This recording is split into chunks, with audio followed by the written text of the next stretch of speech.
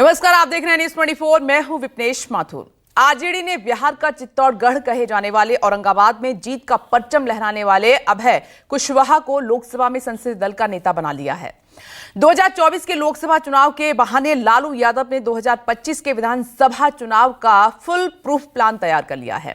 कुशवाहा समाज के एक तीर से लालू दो निशाना साधना चाहते हैं, जिसमें पहला निशाना नीतीश कुमार है और दूसरा निशाना कुशवाहा समाज से आने वाले बीजेपी नेता सम्राट चौधरी, क्योंकि लालू यादव का असली मकसद अपने बेटे को मुख्यमंत्री बनाना है। जिस कुर्सी पिछले 18 सालों से नीतीश कुमार कुंडली मारकर बैठे हैं, उस पर तेजस्वी को बैठाना है।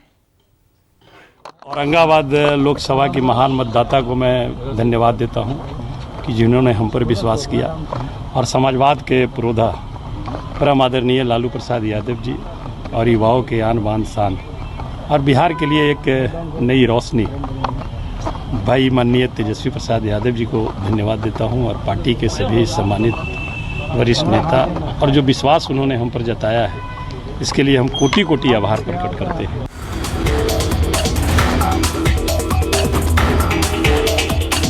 जेडीयू और बीजेपी जब तक बिहार में जीत की खुमारी से निकलती, तब तक लालू यादव ने खेल कर दिया। 2024 के लोकसभा चुनाव में आरजेडी भले ही 4 सीटों पर सिमट गई, लेकिन लालू यादव ने 2025 के विधानसभा चुनाव का प्लान सेट कर दिया। अभय कुशवाहा को लोकसभा में अपनी पार्टी का नेता बनाकर अगले साल बेटे तेजस्वी को बिहार की गद्दी पर बिठाने की बुनियाद पक्की कर दी। नीतीश कुमार के लवकुश से कुश को अपनी तरफ खींच लिया। कुशवाहा समाज के संख्या बल के बूते बिहार का सम्राट बनने का सपना बुन रहे सम्राट चौधरी का खेल भी खराब कर दिया। ये ट्रेंड नहीं है, ये मांग है। और जिस तरह से एनडीए गठबंधन कुशवाहा का वोट लेकर के सिर्फ कुशवाहा का वोट लेने का काम किया, तो निश्चित तौर पर अब पूरी तरह से लोग जागरूक हो गए हैं। और कुशवाहा ही नहीं, पिछड़ा समाज के जितने भी लोग हैं, वो सारे लोग, अति पिछड़ा समाज के दलित हो, महादलित हो, अल्पसंख्यक हो, सारे लोगों का वोट इस बार महागठबंधन के पक्ष में निश्चित तौर पर पड़ा है। लोकसभा चुनाव में बहुत सारे राजनीतिक विश्लेषकों को ऐसा लगता था कि इस बार महाराष्ट्र और बिहार में एनडीए के खिलाफ हवा चल रही। महाराष्ट्र के लोग बीजेपी की पार्टी तोड़ो प्लान से नाराज हैं, तो बिहार में लोग नीतीश कुमार के शासन से ऊब चुके हैं। लेकिन सामाजिक न्याय के पुरोधा लालू यादव को शायद ये मालूम था कि बिहार में जाति की जड़ें बेहद गहरी और एनडीए के खिलाफ आंधी उठने के बावजूद अगड़ी जातियां आसानी से आरजेडी को वोट नहीं देंगी। यही वजह है कि लालू यादव ने टिकट बंटवारे के दौरान ही पिछड़ी जातियों में यादवों के बाद सबसे ज्यादा तादाद वाली पिछड़ी जाति कोयरी यानी कुशवाहा जाति को अपने पाले में लाने की बुनियाद रख दी। हालांकि नतीजों में लालू यादव को उम्मीद के मुताबिक कामयाबी तो नहीं मिली, लेकिन लोकसभा चुनाव में जो कुछ भी हाथ आया, उसी के सहारे विधानसभा में जीत की गोटियां बिछा दी। तभी तो उन्होंने पाटलिपुत्र से आरजेडी के टिकट पर जीती अपनी बड़ी बेटी मीसा भारती को पीछे कर लिया। बिहार में आरजेडी की कमान संभाल रहे वरिष्ठ नेता जगदानंद सिंह के बेटे और बक्सर सीट से बीजेपी को पटखनी देने वाले सुधाकर सिंह को भी दरकिनार कर दिया। जहानाबाद से दूसरी बार जीते पार्टी सांसद सुरेंद्र यादव की वरिष्ठता को नजरअंदाज कर दिया और चुनाव के महज 3 महीने पहले जेडीयू से आरजेडी में शामिल होने वाले औरंगाबाद से पहली बार जीतकर सांसद बने अभय कुशवाहा को लोकसभा में आरजेडी संसदीय दल का नेता बना दिया। लालू ने अपनी सियासी चाल से एनडीए के रणनीतिकारों और चाणक्यों को चारों खाने चित्त कर दिया। औरंगाबाद में आरजेडी ने अभय कुशवाहा के जरिए वो कर दिया जो अब तक बिहार में कभी नहीं हुआ। लालू ने अभय कुशवाहा के जरिए चित्तौड़गढ़ का किला ढहा दिया। पहली बार औरंगाबाद से गैर राजपूत संसद पहुंच गया। हर बार राजपूतों के जीतने का अंतहीन सिलसिला टूट गया। जाहिर है लालू यादव और तेजस्वी यादव को इस छोटी सी जीत में बड़ी जीत के बीज नजर आए और आरजेडी ने इस सिलसिले को 2025 में भी जारी रखने का खाका खींच लिया। एमवाई समीकरण में कुशवाहा समाज को मुकम्मल स्थान देने का संकल्प ले लिया। वो सीट भले लाए हों बिहार में ज़्यादा, लेकिन इस बार बेहतर प्रदर्शन राष्ट्रीय जनता दल ने किया है और नेतृत्व श्री तेजस्वी यादव जी का पूरे राष्ट्रीय स्तर पर उभरा है, स्थापित हुआ है। ये लोहा पूरे देश ने तेजस्वी यादव जी का माना है और हम इस हार का बदला आने वाले चुनाव में लेंगे और बिहार में सरकार बनाएंगे। इस बार वो चुनाव जीत कर भी हार गए। 272 का आंकड़ा नहीं बीजेपी अकेले पार कर पाई, 400 का नारा दे रही थी, लेकिन तेजस्वी यादव जी सबसे ज़्यादा वोट हमारी पार्टी को आया, लेकिन हम सीट ज़्यादा नहीं ले पाए। फिर भी हम हार के जीते हैं।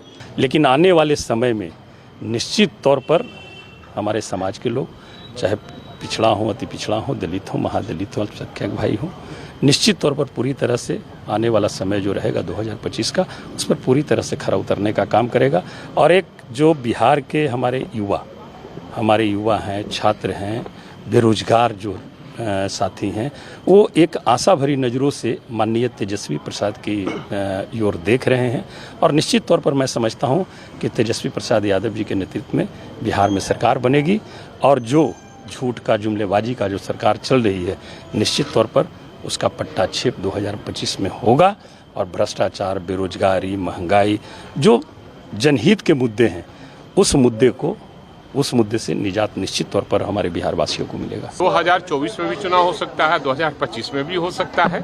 हम तैयार हैं और लंगोटा कस के हमारे कार्यकर्ता लोग भी तैयार हैं पूरे बिहार में, और हमारी पार्टी भी तैयार है। और हर कार्यकर्ता को सचेत किया गया है और टास्क दिया गया है, जिसको हम लोग पूरा करेंगे। और हम गरीबों के बीच में जाएंगे, वंचितों के बीच में जाएंगे और अपने आधार वोट को निश्चित रूप से मजबूत करने का काम करेंगे। 2019 के लोकसभा चुनाव में बिहार में कुशवाहा समाज से 6 लोकसभा उम्मीदवार बनाए गए थे, लेकिन जातीय गणना की रिपोर्ट में जैसे ही ये बात सरेआम हुई कि यादव जाति के बाद बिहार में सबसे ज्यादा संख्या बल वाली पिछड़ी जाति कोयरी यानी कुशवाहा है, इस जाति की पूछ परख अचानक आसमान छूने लगी। यही वजह है कि इस बार यानी 2024 के लोकसभा चुनाव में इंडिया और एनडीए को मिलाकर कुल 11 कुशवाहा उम्मीदवार मैदान में आ गए, जिसमें महागठबंधन या इंडिया गठबंधन कहें, लालू यादव की अगुवाई वाला गठबंधन सबसे आगे रहा। लालू ने न सिर्फ अपनी पार्टी से कुशवाहा समाज को थोक में टिकट दिया, बल्कि अपने सहयोगियों से भी कुशवाहा समाज को बड़ी तादाद में मैदान में उतार दिया। औरंगाबाद से लालू यादव ने अभय कुमार सिंह को आरजेडी का सिंबल थमाया, तो नवादा से श्रवण कुमार कुशवाहा को आरजेडी का उम्मीदवार बना दिया। उजियारपुर से आरजेडी ने कुशवाहा समाज से आने वाले आलोक कुमार मेहता को प्रत्याशी बनाया, तो अपने सहयोगी विकासशील इंसान पार्टी के कोटे वाली सीट मोतिहारी से भी कुशवाहा जाति के राजेश कुमार को उम्मीदवार बनवा दिया। तो सीपीआई-एम के कोटे में आई सीट खगड़िया से भी लालू यादव ने कुशवाहा समाज से आने वाले संजय कुमार को उम्मीदवार बना दिया। यही नहीं, सीपीआई माले के कोटे वाली सीट काराकाट से भी कुशवाहा समाज के राजाराम सिंह को टिकट दिलवाया, जो जीतकर सांसद भी बन गए। कांग्रेस के कोटे में आई पटना साहिब सीट पर भी लालू की पहल पर मीरा कुमार के बेटे अंशुल अभिजीत को टिकट दिया गया। हालांकि मीरा कुमार दलित हैं, लेकिन उनके पति कुशवाहा समाज से हैं, लिहाजा अंशुल अभिजीत को भी कुशवाहा समाज का ही उम्मीदवार माना गया। बेशक आरजेडी कोटे से कुशवाहा समाज के सिर्फ एक ही उम्मीदवार जीतकर सांसद बने, लेकिन औरंगाबाद से अभय कुशवाहा के पक्ष में कुशवाहा जाति की जो गोलबंदी हुई, उसका असर बगल की सीट काराकाट में भी हुआ। और काराकाट से सीपीआई-एमएल के उम्मीदवार बनाए गए कुशवाहा समाज के राजाराम सिंह त्रिकोणीय मुकाबले में उपेंद्र कुशवाहा और निर्दलीय उम्मीदवार पवन सिंह को पटखनी देते हुए सांसद बन गए। चाहे क्षेत्र और बिहार हित की बात हो, देश हित की बात हो, देश के जनहित की बात हो, आरक्षण की बात हो, आपने देखा ये चुनाव के पहले ही हो जाना था। 75% जब महागठबंधन की सरकार बनी और जातीय गणना हुआ और आरक्षण का दायरा बढ़ाया गया, उस आरक्षण के दायरे को निश्चित तौर पर भारतीय जनता पार्टी के एजेंटों ने हाई कोर्ट कर करके उसको रोकने का काम किया। इसका मुंहतोड़ जवाब जो भारतीय जनता पार्टी आरक्षण विरोधी काम कर रही है, उसका मुंहतोड़ जवाब हमारे जितने भी बिहार वासी हैं और लोग हैं आने वाला समय में कुछ इसको दें। हालांकि बीजेपी ने खुद कुशवाहा समाज को एक भी टिकट नहीं दिया, लेकिन एनडीए से भी कुशवाहा समाज के 4 उम्मीदवार रण में उतरे, जिसमें 3 सिर्फ जेडीयू से रहे। जेडीयू ने कुशवाहा समाज से आने वाले सुनील कुमार को वाल्मीकि नगर से टिकट दिया, तो पूर्णिया से संतोष कुमार कुशवाहा को उम्मीदवार बनाया। सीवान संसदीय सीट से भी जेडीयू ने कुशवाहा समाज से आने वाली विजयलक्ष्मी देवी को प्रत्याशी बनाया, तो काराकाट से एनडीए के घटक दल राष्ट्रीय लोक मोर्चा के अध्यक्ष खुद ही काराकाट सीट से उम्मीदवार बन गए। पूर्णिया में निर्दलीय प्रत्याशी के तौर पर रण में उतरे पप्पू यादव ने जेडीयू के संतोष कुमार कुशवाहा का खेल खराब किया और उन्हें सांसद से पूर्व सांसद बना दिया। तो काराकाट में भी कुशवाहा कार्ड चला और सीपीआई माले के उम्मीदवार राजाराम सिंह ने इतिहास रच दिया। उपेंद्र कुशवाहा के संसद पहुंचने का रास्ता काट दिया। 2019 के लोकसभा चुनावों के नतीजों में इंडिया गठबंधन को उम्मीदों के मुताबिक कामयाबी भले न मिली, लेकिन इसने 2025 में तेजस्वी की ताजपोशी के बीज जरूर बो दिए। हाल ही में संपन्न हुई आरजेडी की 2 दिवसीय समीक्षा बैठक में ये बात साफ हो गई कि बिहार में आरजेडी को बड़ी तादाद में कुशवाहा समाज का साथ मिला, लेकिन स्थानीय नेताओं ने बूथ लेवल पर वो मुस्तैदी नहीं दिखाई जिससे जीत के आंकड़े मन मुताबिक नहीं आए। हालांकि समीक्षा बैठक में ही तेजस्वी यादव ने अपने विधायकों को जनता के बीच उतरने की नसीहत दे दी, तो साथ ही ये भी चेतावनी दे दी कि अगर जो भी विधायक कामकाज में फुर्ती नहीं दिखाएगा उनके टिकट काट दिए जाएंगे। निश्चित तौर पर इंडिया गठबंधन मजबूत हुआ है, यह बात उभर कर आया। आने वाले विधानसभा जब भी हो, हम लोग मजबूती से बिहार में लड़ेंगे और तेजस्वी यादव के नेतृत्व में इंडिया गठबंधन की सरकार बनाएंगे। इस पर हम लोग की सभी लोग की सहमति रही है और यही राय रहा। हमारे वोट प्रतिशत बढ़े हैं बिहार में, एनडीए का घाटा है बिहार में। समीक्षा हुई, हमारे राष्ट्रीय अध्यक्ष माननीय लालू प्रसाद जी और नेता प्रतिपक्ष बिहार विधानसभा श्री तेजस्वी प्रसाद यादव जी के समक्ष समीक्षा बैठक हुई और सभी उम्मीदवारों ने और जीते हुए जो हमारे सांसद हैं उन सब लोगों ने अपनी अपनी बातों को रखा, अपने अनुभव को शेयर किया।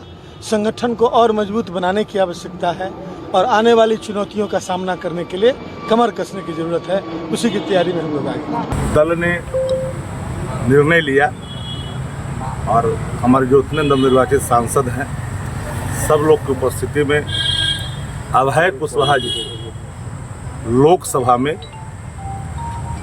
राष्ट्रीय जनता दल सदन का नेता उनको नियुक्त किया गया है। वो सदन के नेता होंगे, संसदीय दल के नेता होंगे सदन में राष्ट्रीय जनता दल के, और मुख्य सचेतक के रूप में सुरेंद्र प्रसाद यादव जी होंगे जो जहानाबाद के नवनिर्वाचित सांसद हैं, और माननीय राज्यसभा सदस्य मीसा भारती जो राज्यसभा में मुख्य सचेतक के पद पर थे, अब उनके जगह पर राज्यसभा के सदस्य फयाज अहमद साहब राज्यसभा में मुख्य सचेतक की जिम्मेदारी देने का निर्णय लिया गया है बैठक में। मैं समझता हूँ कि देश में पहली बार पिछड़ा के बेटा को और ख़ास करके कुशवाहा जाति के बेटा को संसदीय दल का नेता किसी पार्टी ने सदन में बनाने का काम किया है। मैं उनको सैल्यूट करता हूँ। अरे तो लालू प्रसाद जी हर बार हारते हैं और हारने के बाद बैठक करते हैं, तो वो हारते रहें और बैठक करते रहें, ये उनका काम है, उनके पार्टी का आंतरिक मामला है। लेकिन बिहार की जनता उन पर भरोसा नहीं कर रही है और न करेगी। आरजेडी जब लोकसभा चुनाव में अपने हार की समीक्षा कर रही थी, तभी पटना हाईकोर्ट ने नीतीश सरकार के उस फैसले को खारिज कर दिया जिसमें आरक्षण की सीमा को 50 से बढ़ाकर 65% कर दिया गया था। हालांकि जेडीयू ने पटना हाईकोर्ट के फैसले को सुप्रीम कोर्ट में चुनौती देने की बात कही, लेकिन आरजेडी का सवाल है कि जब जेडीयू को पता है कि इंदिरा साहनी बनाम भारत सरकार के फैसले का हवाला देकर सुप्रीम कोर्ट भी इसे खारिज कर सकता है, तो फिर नीतीश कुमार किसकी आंख में धूल झोंक रहे हैं? आरजेडी का दावा है कि उसके दबाव में ही नीतीश सरकार ने जाति गणना कराई थी, पिछड़ों और अति पिछड़ों का आरक्षण बढ़ाने का फैसला लिया था, आरक्षण का दायरा 50 से बढ़ाकर 65% किया था। तो फिर केंद्र सरकार के जरिए इसे फुल प्रूफ क्यों नहीं किया? संसद के जरिए इसे संविधान की 9वीं अनुसूची में क्यों नहीं डलवाया, जैसा कि तमिलनाडु की जयललिता सरकार ने 1992 में करवाया था? जाहिर है तेजस्वी के कास्ट कार्ड में अब जेडीयू के खिलाफ एक और तीर आ गया है, जो नीतीश कुमार को कटघरे में खड़ा करेगा। और तेजस्वी ने इस मुद्दे को जनता के बीच ले जाने का भी ऐलान कर दिया है। 15 अगस्त के बाद तेजस्वी इन सवालों के साथ बिहार की यात्रा पर भी निकलने की मुनादी कर चुके हैं।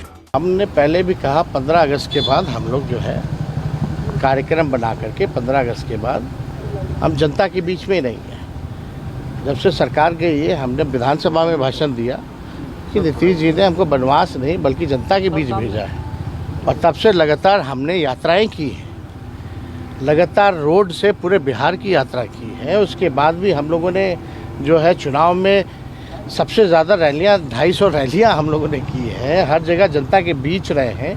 फिर 15 अगस्त के बाद लगातार जनता के बीच ही हम मिलेंगे आप लोगों को। ये हम लोगों का पूरा हम लोग एकदम निष्ठा से उनके बीच रह करके उनकी आवाज़ को उठाएंगे।